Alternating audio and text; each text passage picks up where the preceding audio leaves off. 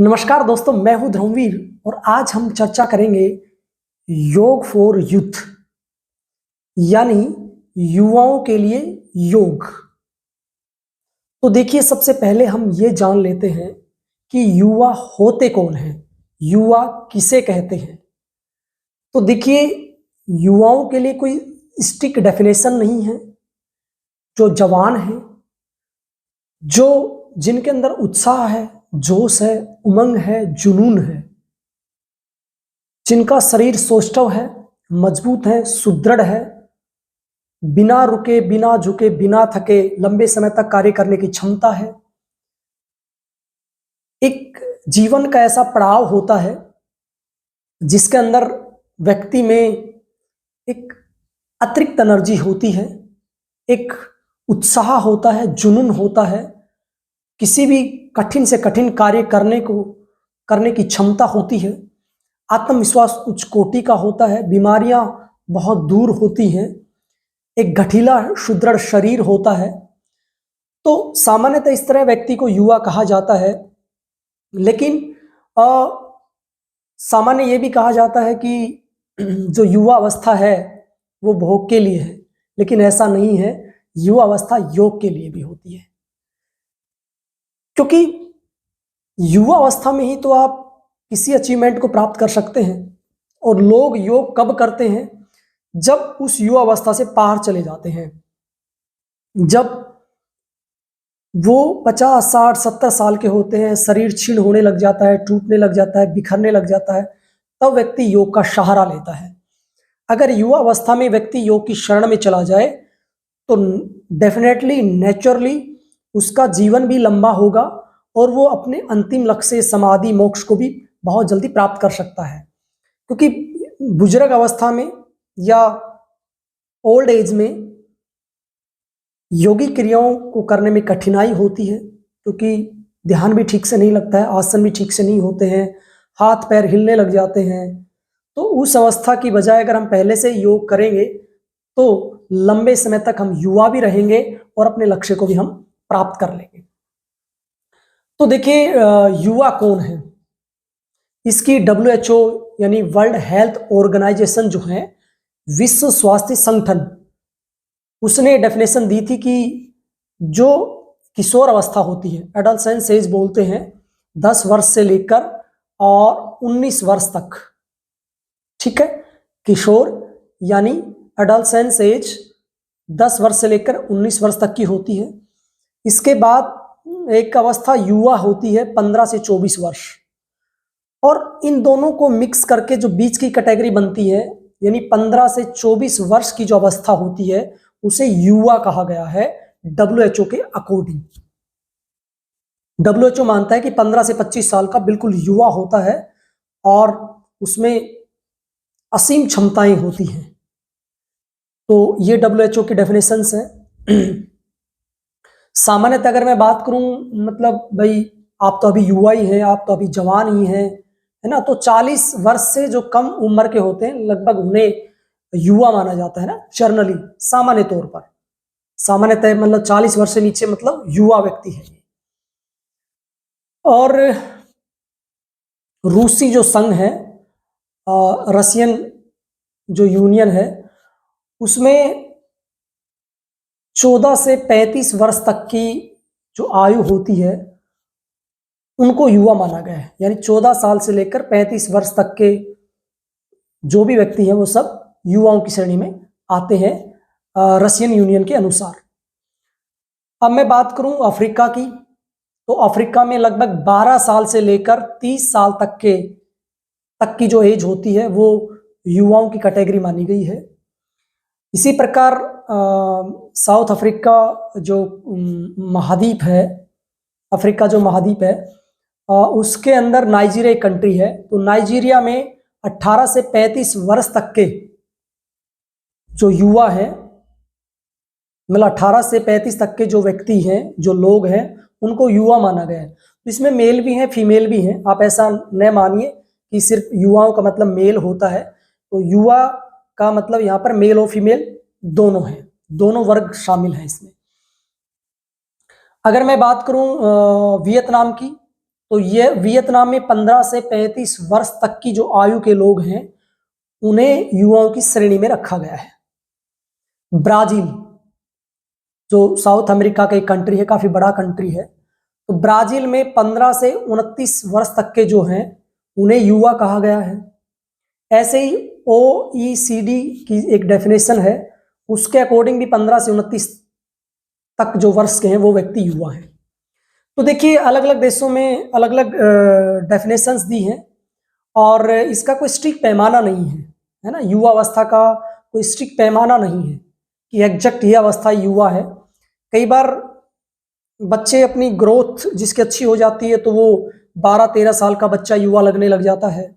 ऐसे ही growth late होती है तो लेट युवा लगता है ना। तो किसी भी देश की सेम कंडीशन नहीं है। जैसे वोट डालने का अधिकार है, भारत देश में 18 वर्ष से ऊपर के जो लोग हैं वो वोट डाल सकते हैं। तो 18 वर्ष से ऊपर की जो श्रेणी के लोग हैं, 18 से 40 वर्ष तक के जो लोग हैं उन्हें भी युवा माना जाता है कुछ कंट्री में। कहीं 18 से 35 वर्ष तक के युवा माना जाता है, कहीं 15 से 40 वर्ष तक के युवा माना जाता है। तो सामान्यतः हम बात करें कि क्योंकि 18 साल की अवस्था में उसे समझ आ जाती है, वो शारीरिक और मानसिक रूप से परिपक्व होने लग जाता है, इसलिए शायद वोट डालने की भी यही एज रखी गई है। साथ में अगर हम शादी की बात करें, क्योंकि शादी भी युवा अवस्था में होती है, बचपन में हो नहीं सकती है, अलाउड नहीं है किसी भी कंट्री में। तो अगर लड़कियों की बात करें तो आज लड़कियों की उम्र 18 वर्ष मिनिमम रखी गई है। उस अवस्था तक वो मैच्योर हो जाती है, परिपक्व हो जाती है। और ऐसे लड़कों की उम्र 21 वर्ष रखी गई है। किसी देश में दोनों की उम्र 21 वर्ष रखी गई है। ऐसे चुनाव लड़ने की उम्र भी 21 वर्ष रखी गई है। तो मेरे कहने का मतलब ये है कि युवाओं के लिए कोई स्ट्रिक्ट पैमाना या कोई डेफिनेशन नहीं है। साहित्यकार अपने अनुसार युवा मानते हैं और जो साइंटिस्ट है वो अपने अकॉर्डिंग युवा मानते हैं। अलग अलग कंट्री जो है वो अपने अनुसार युवाओं को डिफाइन करती है। और जो युवा खुद होता है ना, कई बुजुर्ग भी कहते हैं अभी तो मैं जवान हूँ, अभी मैं बूढ़ा नहीं हुआ हूँ। मतलब वो 60 साल का रिटायरमेंट हो जाता है किसी जॉब से, किसी प्रोफेशन से, किसी वर्क से, लेकिन फिर भी कहता नहीं अभी भी मैं जवान हूँ, मैं यूथ हूँ। तो इसलिए हम कह सकते हैं कि युवा जुनून, जोश, उत्साह, इन सब का मिला जुला हुआ रूप है। एक असीम क्षमताएं होती हैं उनके अंदर, एक कुछ कर गुजरने की क्षमता उनके अंदर होती है। उनका दिमाग बड़ी तीव्रता से चलता है, उनका शरीर भी तीव्रता से चलता है। तो देखा होगा कि आपने कि खेल जगत में भी जब खिलाड़ी होते हैं, क्रिकेट में लगा लीजिए या किसी दूसरे खेल में लगा लीजिए, हॉकी है, फुटबॉल है, वॉलीबॉल है, तो लगभग 16 साल की उम्र के बाद खिलाड़ियों को नेशनल और इंटरनेशनल गेम में मौका मिलना शुरू हो जाता है ना। 16 साल का, 17, जैसे कहते हैं कि सचिन तेंदुलकर जो थे 16 वर्ष की उम्र में क्रिकेट खेलने लग गए थे, उन्हें मौका मिल गया था। ऐसे पार्थिव पटेल होते थे। ऐसे और कई गेमों के खिलाड़ी हैं 17 साल की उम्र में जिन्हें अवसर मिल जाता है, किसी को 18 साल में, किसी को 20 साल में, किसी को 21 में। तो लगभग ये अवस्था युवा अवस्था ही है। और आपने देखा होगा क्रिकेट में, फुटबॉल में, वॉलीबॉल में, हॉकी में, कबड्डी में, बैडमिंटन में, कुश्ती में, रेसलिंग में, इन सब में देखा होगा मैक्सिमम 40 वर्ष तक खेलते हैं खिलाड़ी।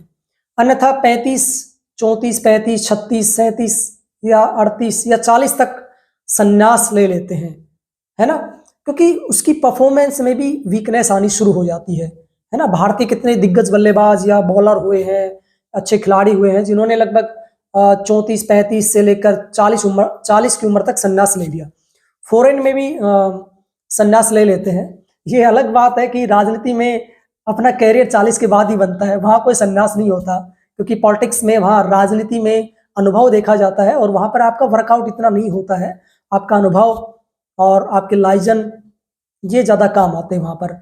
फिटनेस उसमें नॉर्मल चाहती है। तो फिर भी नेता भी अगर युवा है तो अच्छी बात है, युवा जोश है और फिट है तो और अच्छी बात है उसमें। तो ये तो चलिए आज हमने बात की कि युवा कौन है, आप इस बात से समझ गए होंगे। अब युवाओं के लिए योग फॉर यूथ। तो देखिए योग को मैं पहले भी बता चुका हूं कि संकीर्ण ना समझा जाए, ज्यादा एडवांस आसन योग ना समझा जाए। या कठिन आसनों को योग समझाना जाए, योग में कई चीजें शामिल होती हैं। मैं आपको पहले बता चुका हूं, योग में आसन भी शामिल है, प्राणायाम भी शामिल है, मुद्राएं भी शामिल है, बंद भी शामिल है ना। योग में षटक्रम भी शामिल होता है, योग में आपकी दिनचर्या, रात्रिचर्या, ऋतुचर्या भी शामिल होती है, आपके आहार विचार भी आपका शामिल होता है, आपकी डाइट भी शामिल होती है ना, मेडिटेशन भी आपका शामिल होता है। तो योग काफी जो क्रियाएं हैं उनका मिश्रण है।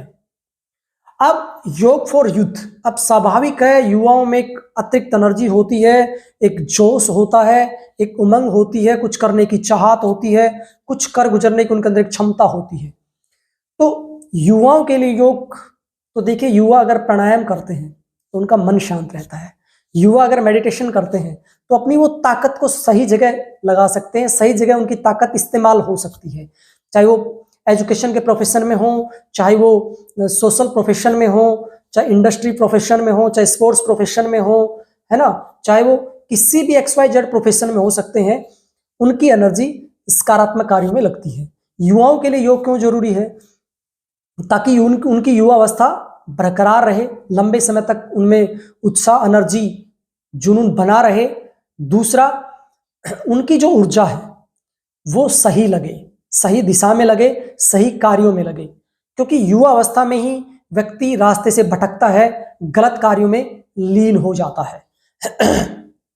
आतंकवादी भी बनते हैं युवा अवस्था में बनते हैं, क्रिमिनल बनते हैं युवा अवस्था में बनते हैं, है ना। कुछ भी लड़ाई झगड़े, जो भी इस तरह की अनावश्यक बातें होती हैं, उन सब में युवा रहते हैं, अच्छे कामों में भी, बुरे कामों में भी।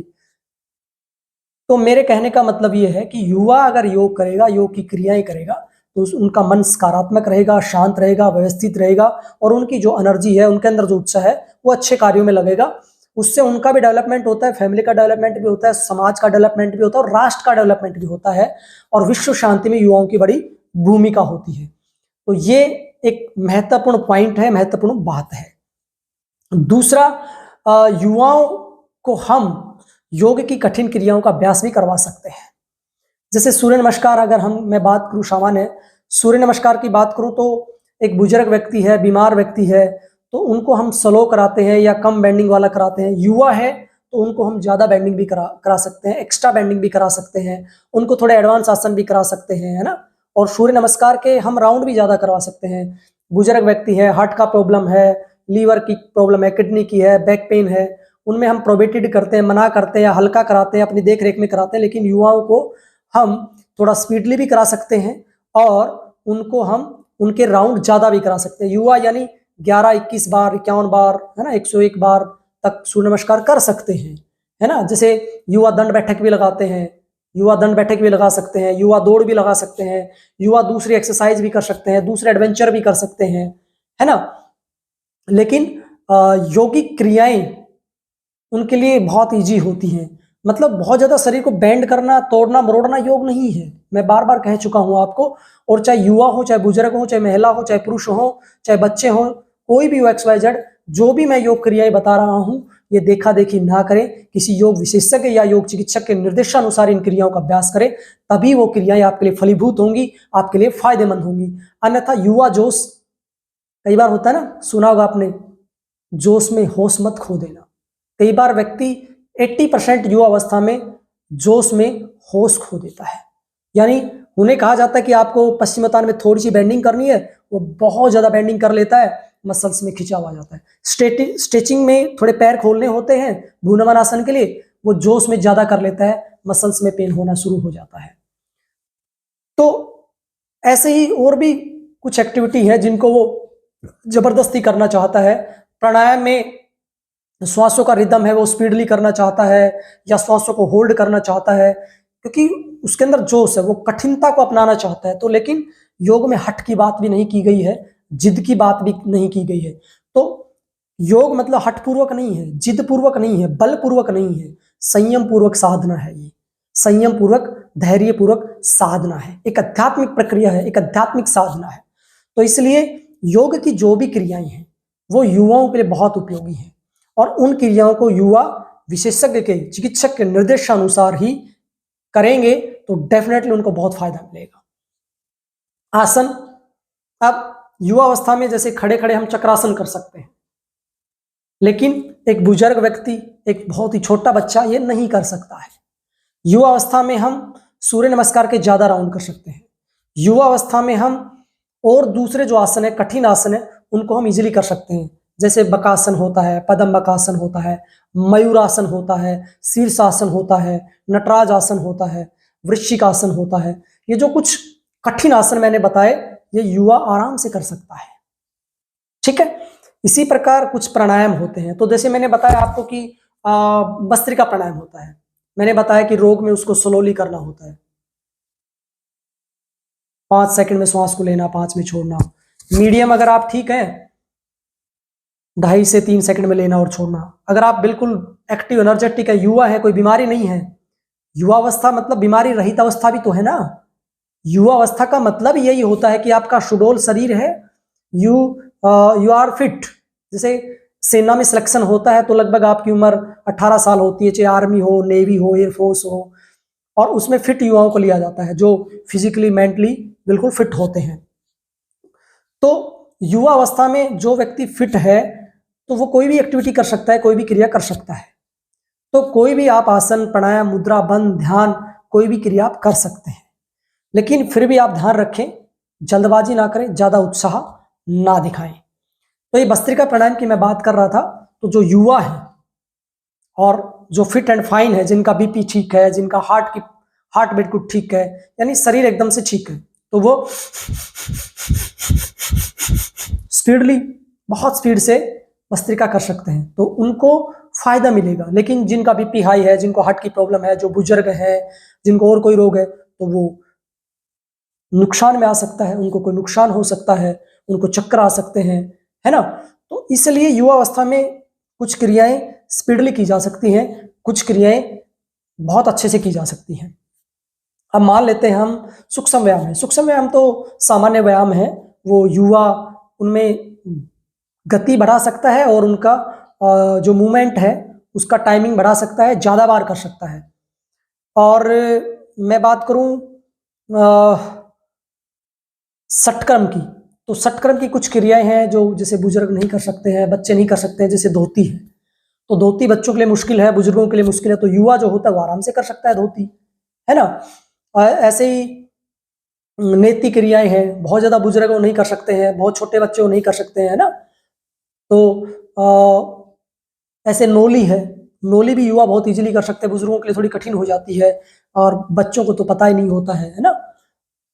ऐसे त्राटक तो चलो सामान्य क्रिया वो कर सकते हैं, लेकिन फिर भी त्राटक क्रिया भी युवाओं के लिए ज्यादा उपयोगी है, वो आंखें अगर खोल के करते हैं तो। और ऐसे कपालभाति का वातक्रम जो है ना, वातक्रम, व्युत्क्रम, शीतक्रम, ये तीनों क्रियाएं इजीली युवा कर सकते हैं। तो षटक्रम मैंने आपको बताया, कुछ आसन मैंने आपको बताए, सूक्ष्म व्यायाम की चर्चा हमने की, और इसके अतिरिक्त प्राणायाम की चर्चा हमने की, जैसे भस्त्रिका प्राणायाम है ना। और आजकल कपालभाति का प्रचलन स्वामी रामदेव जी करवाते हैं। तो सामान्य बीमार व्यक्ति 1 सेकंड में एक स्ट्रोक लगा सकता है, जो बहुत ही स्वस्थ है वो और स्पीडली कर सकता है ना। ऐसे ही जो दूसरे प्राणायाम है उनकी भी गति को कम या ज्यादा युवा कर सकता है। युवा वार्म अप जो करता है वो स्थूल जो व्यायाम होते हैं उनसे कर सकता है। जैसे बुजुर्गों से उछला नहीं जाता है, तो युवा जो होता है वो ठीक ढंग से स्थूल क्रिया ही कर सकता है। वो दौड़ लगा सकता है, दंड बैठक लगा सकता है ना। जो बीम होती है लटकने वाली वो कर सकता है, और बहुत ऐसी भारतीय व्यायाम पद्धतियां हैं जिनको कर सकता है। इसी प्रकार अगर मैं बात करूं मुद्राएं, तो कुछ मुद्राएं ऐसी हैं जो ना बच्चे कर सकते हैं, ना बुजुर्ग कर सकते, युवा ही कर सकता है। उसमें चाहे वो मुद्रा आपकी महामुद्रा हो सकती है ना, महावेद मुद्रा हो सकती है, महाबंद भी हो सकता है, जो एक अवस्था के बाद ही होता है। ऐसे अगर मैं बंद की बात करूं, जैसे उड़ियान बंद है, उज्जाई है, ये जालंधर बंद है, ये युवा अच्छे से लगा सकते हैं ना। और ऐसे कई और मुद्राएं हैं जो युवा ही कर सकते हैं, जिनका जिक्र घेरण संहिता में मिलता है। चाहे वो पासिनी मुद्रा है ना, चाहे वो सामवी मुद्रा है। ऐसे कई मुद्राएं हैं जिनका अभ्यास युवा ही कर सकता है। इसके अतिरिक्त अगर मैं बात करूं डाइट की, अब युवा शरीर है, ज़्यादा एक्सरसाइज कर सकता है, यानी सामान्य व्यक्ति आधे घंटे में थक जाता है, युवा 2-3 घंटे एक्सरसाइज करके भी नहीं थकता है। अब सामान्य व्यक्ति जो होता है या ओल्ड एज का है, बच्चा है, वो थोड़ा सा भोजन करेगा, उसी में उसकी तृप्ति हो जाएगी, है ना। वो गरिष्ठ भोजन भी नहीं कर सकता या ज़्यादा जो चिकना है वसायुक्त वो भी नहीं खा सकता है। लेकिन युवा जो है वो अच्छे आसन प्राणायाम करके और उसमें टाइम ज़्यादा लगा है उसका, और अच्छी डाइट ले सकता है। यानी बुजुर्ग और जो बच्चा है वो 1 रोटी खा सकता है, 2 रोटी खा सकता है ना, 1-2 चपातियाँ खा सकता है। लेकिन युवा आहार की मात्रा भी ज़्यादा ले सकता है और वसा युक्त भोजन भी ले सकता है, प्रोटीन युक्त भोजन भी ज़्यादा ले सकता है ना। वो घी डालकर अच्छे से खा सकता है, मक्खन खा सकता है। बुजुर्ग व्यक्ति 1 गिलास या आधा लीटर दूध पीते हैं, बच्चे भी 1 गिलास आधा लीटर दूध पीते हैं, लेकिन युवा 1-1.5-2 लीटर तक दूध आराम से पी सकता है। क्यों? क्योंकि उसका शरीर मांगता है और उसका शरीर उसको पचाता भी है, यानी वो चीज़ उसके लिए फायदेमंद है। युवा अवस्था में गरिष्ठ भोजन है या ऑयली फूड है ना, जंक फूड है, वो भी डाइजेस्ट कर सकता है क्योंकि वो अवस्था ऐसी है ना। अब युवा अवस्था में ध्यान जैसे बुजुर्ग व्यक्ति लंबे समय तक कर सकते हैं बैठकर, अब बच्चे का मन चंचल होता है, वो ध्यान में लंबे समय तक नहीं बैठ सकता है। लेकिन एक जो युवा होता है उसके लिए भी कठिन हो सकता है। लेकिन जब वो एक्सरसाइज अच्छे से कर लेता है, पूरे शरीर में जब थकावट आ जाती है, तब उसका मन भी बैठकर ध्यान करने का करता है या श्वासन में लेटने का करता है या मकरासन में लेटने का करता है।